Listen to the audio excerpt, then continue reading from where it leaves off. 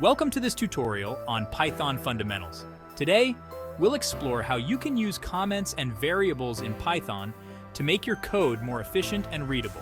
Whether you're just starting out or brushing up on your skills, this video will give you a solid understanding. So let's get started. Comments in Python are a powerful tool for making your code easier to understand. They help explain what your code is doing without interfering with its execution. You can use comments to document the purpose of certain sections of your code, clarify complex logic, or even disable pieces of code temporarily. To create a comment in Python, all you need to do is start the line with for example, print hello world. As you can see, the comment is ignored by Python, while the print statement is executed. You can also place a comment at the end of a line of code, like this print, hello world, hash. This is a comment. Comments can even be used to disable lines of code during testing, helping you debug your program without deleting anything. For example, if we don't want the first line to run, we can simply comment it out, print cheers mate. Now, you might be wondering, what if I want to write multiple lines of comments?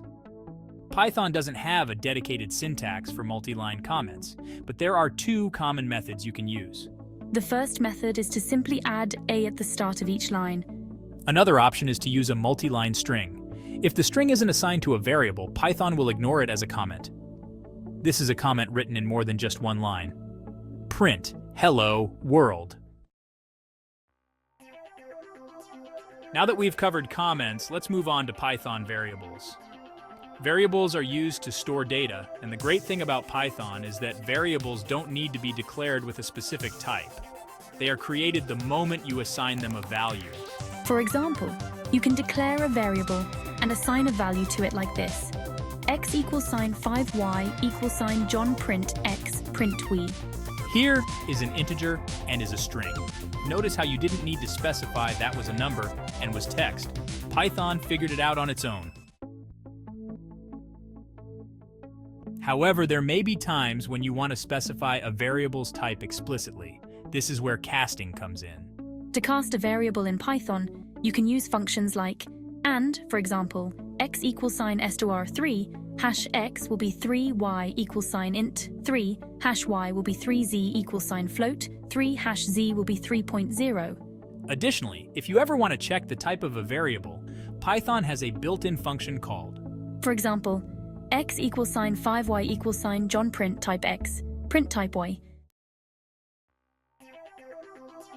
hash hash hash, section 5, variable naming conventions. Naming variables is a crucial part of writing clean and readable code.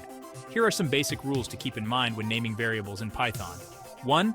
A variable name must start with a letter or an underscore. 2. It cannot start with a number. 3. It can only contain alphanumeric characters and underscores. Hash hash hash, conclusion. And there you have it. A quick overview of how to use comments and variables in Python. By understanding these fundamental concepts, you'll be able to write cleaner, more efficient code. Thanks for watching, and don't forget to subscribe for more programming tutorials.